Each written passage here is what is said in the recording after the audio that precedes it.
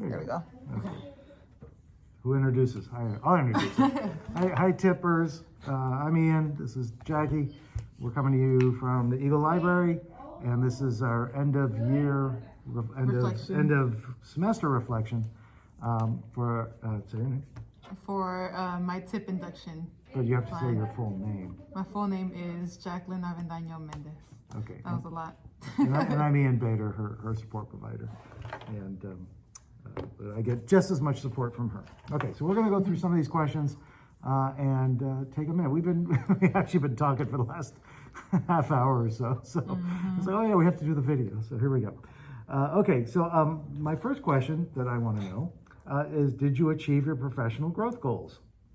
I think I achieved some of them, specifically for improving like my approach for English language learners, and that's always been the goal of mine. But last year I feel like I was speaking a lot of Spanish and not a lot of English, and that was like taken away from the learning.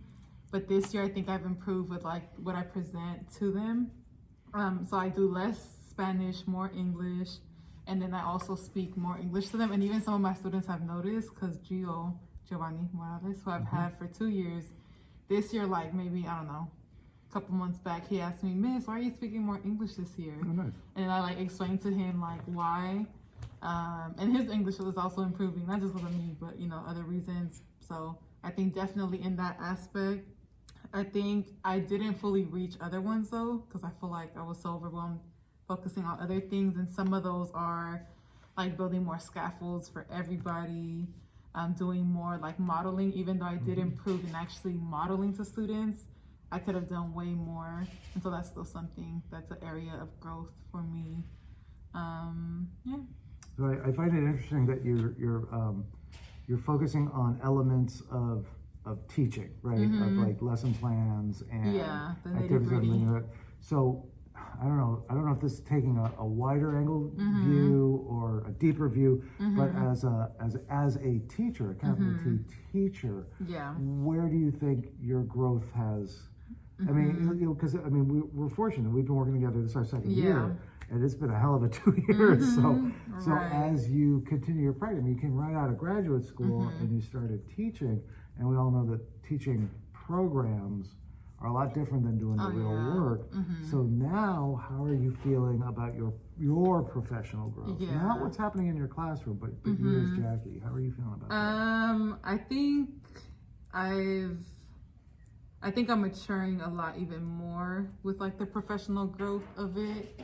And I keep going back to my classroom, but something when you were talking that came to my mind is that I've also, and I'll go back to the other stuff, but I've also improved a lot with like the dynamic of my classroom. Right. I think last year I was a little bit like fresh out, a little intimidated, a little like so much more anxious in the classroom. But this year I'm more calm, and I think that has helped with the dynamic because I feel in control. Sounds so bad, but I feel like I have a sense of like my classroom and how I want it to be. And then I know how to like navigate when students aren't doing that, or when students are, doing something they're not supposed to. And so I definitely feel like I have better relationships with students in and outside the classroom. And that also is because of leadership, for example, where I just see all the students so much and I interact with them so much more outside the classroom. And that is definitely like tunneling into the classroom in a very positive way. Sometimes too positive because they get comfortable, but I try to like always refer them back to like, I'm your teacher, let's get back into it. I think a difficulty with the professional life has been advocating for myself, especially especially because I'm the type of person who like likes to handle things and make sure that things go well. So I'm willing to put in the additional work, but then people always expect that from me. And so then advocating when I need support is something that I definitely want to work on professionally, and communicating to people when something doesn't go right or when there's a problem or X, Y, and Z. Okay. You brought up relationships, so that is actually one of the bulleted questions here. So I'm going to go ahead and jump to that one, because the question, and I'll read it and we'll talk about it, is what relationships did you form this year with your students, families, and colleagues, and how did these relationships impact your year? And I know that, again, this has been this has been a Yeah. challenging year. Yeah. And, some of the relationships have been the only thing we had to look forward to. Oh yeah. So we already talked about students. Yeah. And so let's start there, right? Just to kind of fill in the details a little bit. Yeah. So for the folks that maybe don't want to look it up, what is your not for leadership? Yeah. We'll talk about that in a second. But what is your regular kind of non-leadership teaching assignment? So I teach ethnic studies and Chicano studies. And what grades? Mostly ninth grader, and then Chicano studies is everybody. Okay. So, and I want that to be important because when you specialize in ninth grade, you lose sight of. Oh yeah. You don't necessarily lose sight, but you get a little Yeah, it's a focused. bubble. Yeah, it is. It is definitely. It's like the Bay Yeah. Area bubble of teaching It's a bubble. at Kennedy. Okay, so talk about how the relationships in and out of the classroom affected your year. So I think this year I felt much more of a I would say like the older sister, younger sibling relationship type with a lot of my students. And I think this year, I don't know if it's because I've been more vulnerable with them or in those difficult times where things are really hard, I just started to tell them it was like how I was feeling. And I think they humanized me so much to the point where that just helped me like build trust in them too as like people. But I think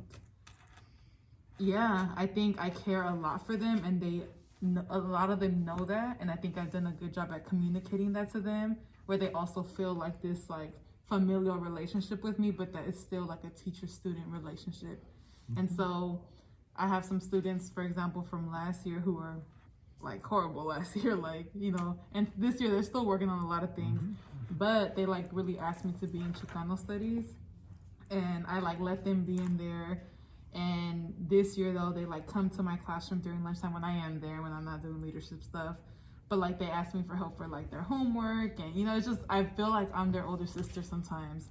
But I think it brings warmth to me because I know that they have trust in me. And that's, I think the number one thing for me as a teacher is I want them to know that I care for them and not just hear me say it. And I think in me showing up all the time and then being vulnerable with them, and then sometimes getting them in trouble when I need to, they like feel that I do care for them. So. And were you able to connect at all with families this year? Some of them. Yeah. So especially with like my advisory students' families, those are the main ones that I like would call like home if I like saw them like not going to class or stuff like that. Mostly them, and I think I want to do that for more students.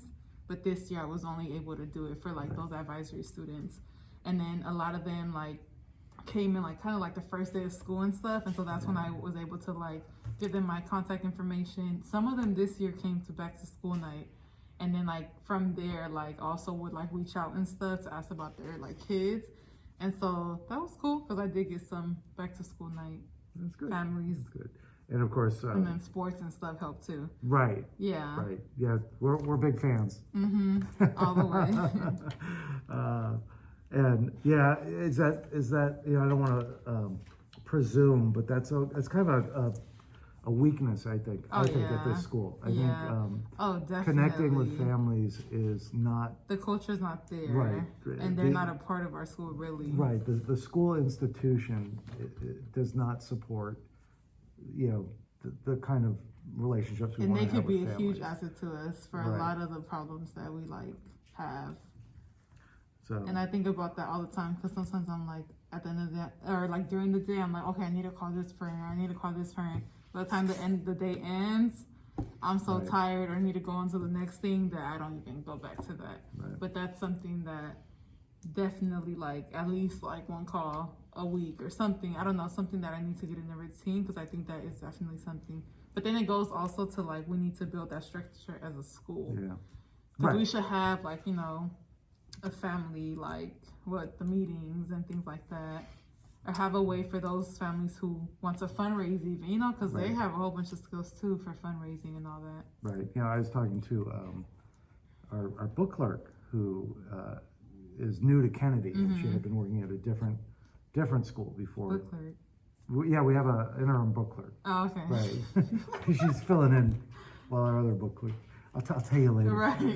Anyway, and she was saying that, because I was describing, in case she's still here in the fall, I was describing how we check out books. And she said, well, at our old school, they would have all these parent volunteers that were in here to help the students. Yeah. And I was kind of like, well, that doesn't really happen here. I'm not saying it couldn't happen, Right. but it is a weakness. It is something that the and school I get that needs to pay attention like to. we're aware of like families being busy, but there's still maybe some who aren't, and Right. it's like just going off of like, I don't know, just going off of the fear or this assumption that parents won't be involved like that. Right, I don't think but that's, then we make it hard on ourselves, Yeah. but we don't communicate with Exactly. them. And I'll own part of that. I mean, I'm Yeah. not in the office and I'm not in charge of Yeah. that, but I'm also not doing Right. anything else. Yeah, and I think that's the thing with here is like we as staff members have to do it in order for it to even get started. Yeah. And I think that's something I noticed is everybody's spread so thin and it's hard to initiate something. All right. So how about your colleagues? I mean, I want to stick with the relationships because I think, personally, I think that is one of the most important aspects of this job, Yeah. right? Is the relationship. And it is true. We have multiple relationships on multiple levels. Yeah. It's not just, going to work and you work with the same No. coworkers. And they're always changing. Yeah. It's a very dynamic, kind of a thing. So how about your colleagues? How's that been going? Yeah. I think I've learned to just stick to a few.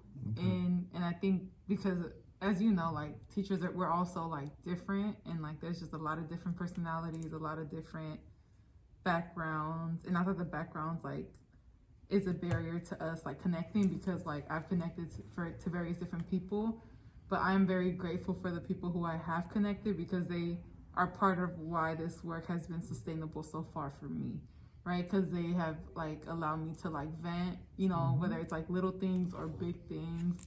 And without that, I don't think I would have another outlet that would understand me.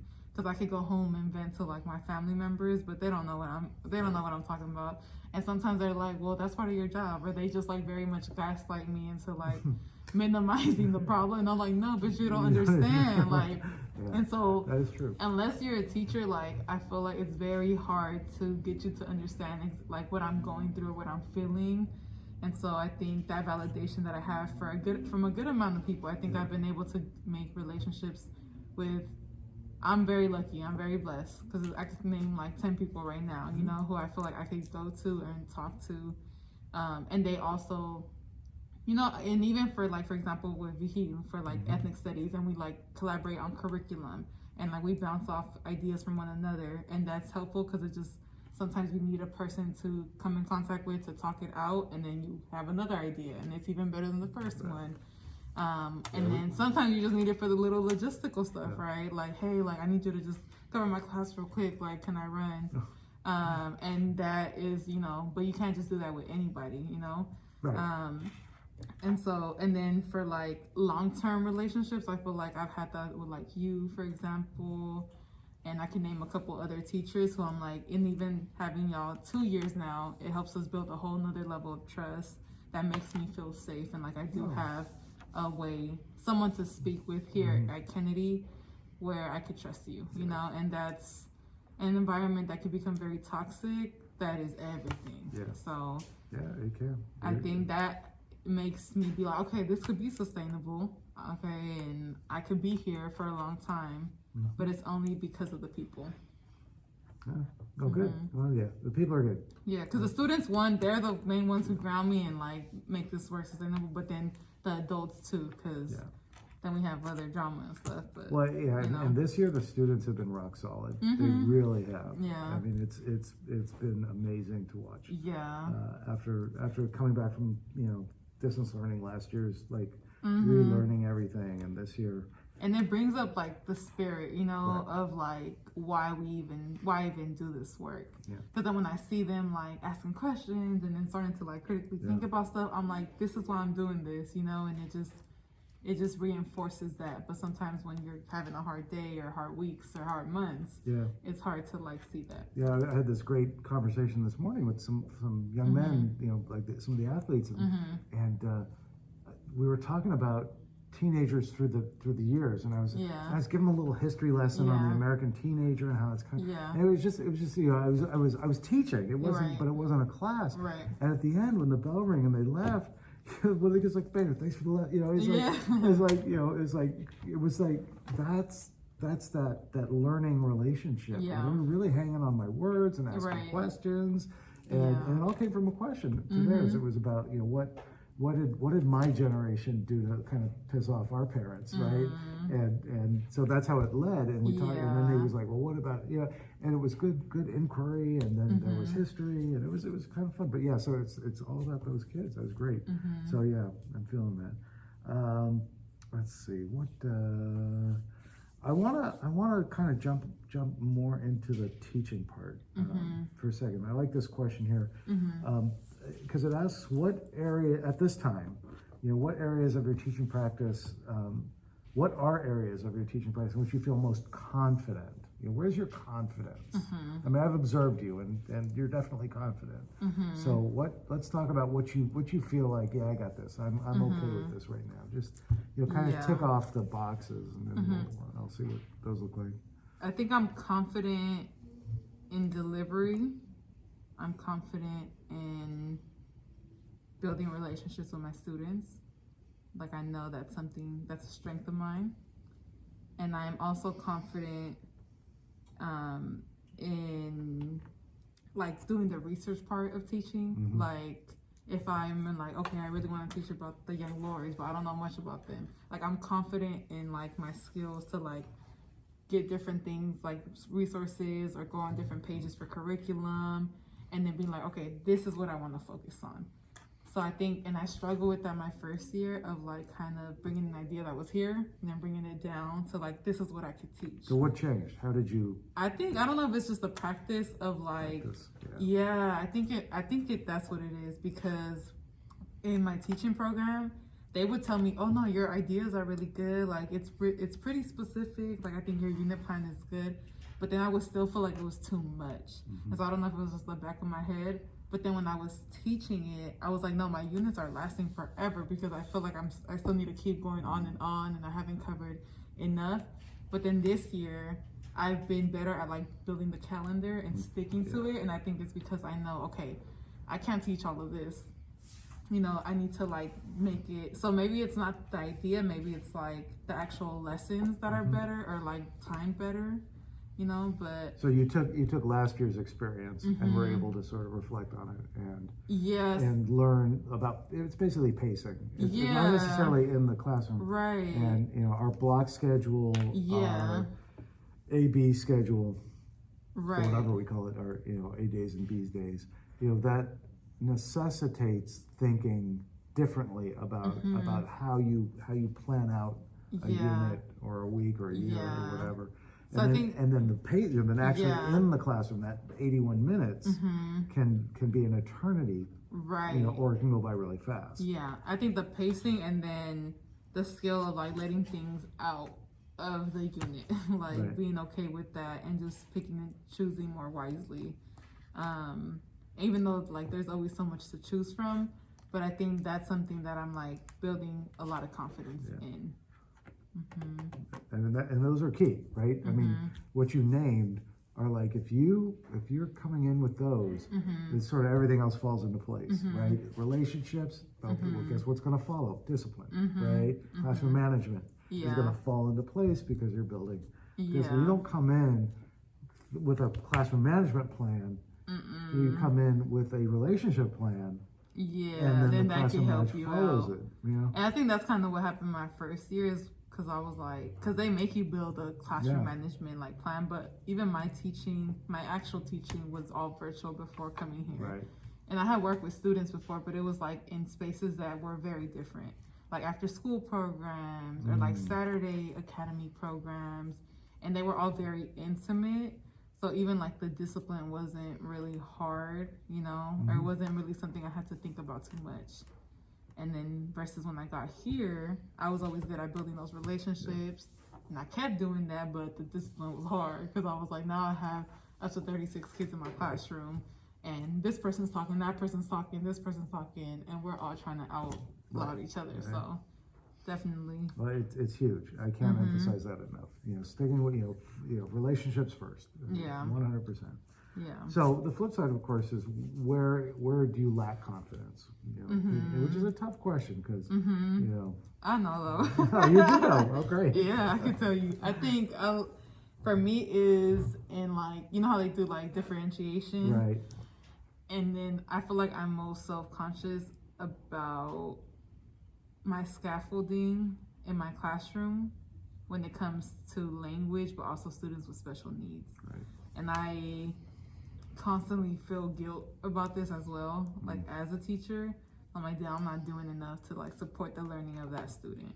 Or, oh, I don't think this is reaching, like everybody is reaching this group.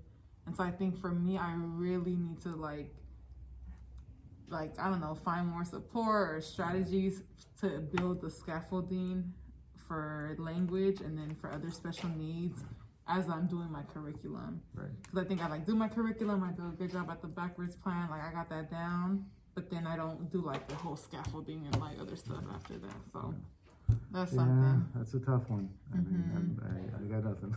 It's like, Yeah. But I tell you, it's good that you're like thinking about it and you're sensitive to that because it's easy to just be like, oh, well, that's the SPED teacher's job, and so which it's not. We're all SPED teachers. We're all in there, Definitely.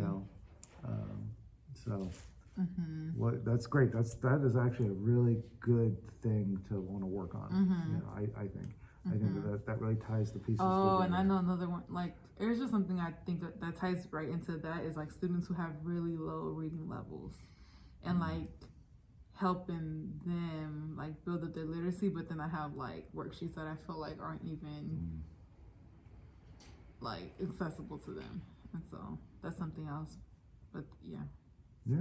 I mean, again, two very real areas in the classroom that keep going there.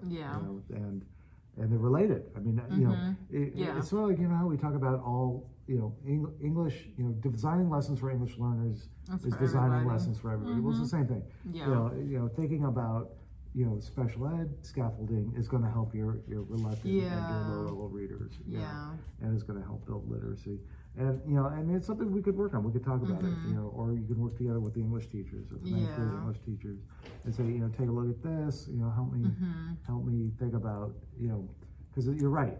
If you're giving, especially if you're pulling it from a textbook or a website or something as is, there are strategies that you can use. If you're not going to rewrite it, then maybe you just zero in on a piece of it, or you have alternate, you have like vocabulary tasks that go, things that can get the I've been, content. and then you know what, I feel like I've been doing that without noticing because I made a worksheet the other day. I don't know how I had the energy to do it, but I made a worksheet and like it was a close reading worksheet because I felt like the close reading stuff I was using wasn't working. And I found myself like doing different things where like one of them was like key vocabulary, like just what are words, and I was like, okay, like mostly all my students could do that is like try to look for like keywords and stuff. And then the other part was like, doing like this, summarizing basically of a thing. And another one was like pulling a quote and then I had like an image to it too. And like, and I was like, oh, I think I'm going somewhere with this, but sometimes, No, I think the close reading, again, is valuable. If you have a large piece of reading to do, helping, coming in, zeroing in on a specific piece and really drilling down, and then help, you can just fill in the rest by talking, by telling stories or whatever. But the skill of, not being overwhelmed by all the rest of it, not being bored by all the rest of it. And they were all doing it. Like I noticed that. So that's a win. Pull that, and think about. Okay. And I even took a picture of like Daniel and them because I was like, oh, they're doing it. Like, and they're all like helping each other. Like, oh, what words you put? Like, So I feel like that was a sign that okay, that works, and I could just keep building that worksheet up because close reading is for everything, especially in my classroom. Okay. We use it a lot. Yeah, we do. How long are we supposed to do? Oh, okay. I'm gonna actually wrap it up because I think we're at the end. So I was looking. One of the questions here. We could talk about this if you want. So, what are your wishes for the future? Next steps? Well, I don't want to do that. I don't want to do the wishes and next steps. I'm curious. You are in a unique period of your professional life, and because I think definitely the first 4 years are the growing years, and it's sort of like that fourth year, I believe. Sorry if anybody disagrees, but I believe that fourth year is like you're at almost the top of your game. Okay, but the first 2 years is like the biggest growth, right, from first year to second year. So if you're able to kind of look back on last year, like second year Jackie, wants to tell something to first year Jackie. What would second year Jackie want to tell first year Jackie?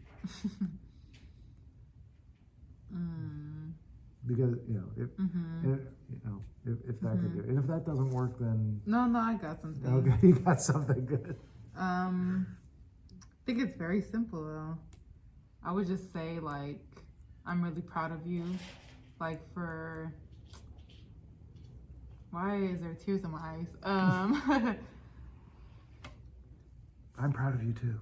Yeah, like, I don't know, because I feel like I'm a very grounded person, and I came into this work very grounded, and I have stayed grounded the entire time up until now. I'm talking like I've been in here so long, but it feels like so long. And so I would say like, I'm proud of you for sticking to those values that you came in with, and how like you came in viewing students and how that hasn't changed, right? Even like the hard times where like you did feel like kids were disrespecting you, or like when behavior was a problem, or when it was difficult to teach somebody something, like I think I've stayed true to that, and that has helped me, allow me to grow, because I truly believe in the kids. So then like truly believing in them and not letting all these other things like get in the way of me doing that has been such a win for me. And I think that will help me like continue to grow. Can you, last thing, because this is the one that we're gonna put on a paper somewhere. Can you talk about those values? Like the values you came in with, the values you still have, and the values you're gonna continue to. I think the main idea is like everything that Richmond needs is already here. Ooh, I like that. Everything that we need at Kennedy to like make it a better place, or to make the lives of students like the best they can be, is all within them already, and within our families and communities. And so I think I truly believe that, like like we don't need outsiders, or we don't need a different like blueprint, like we have it here. Our kids are smart, our kids are intelligent, our community members are intelligent, and I believe that, so I think that's it. That's the main thing. I'm taking that one away. Everything we need is already here. That's a good one. I think that's the place to end. Yeah. Well, thank you if you've made it this far. We appreciate it. Like, comment, and subscribe. Don't forget to smash that like button. I don't know, am I forgetting anything, or we're good? I think we're good. Okay, well, thank you for giving us this opportunity to work together. Tipland. And sorry for being extra late. Yeah. All right, bye. Still on.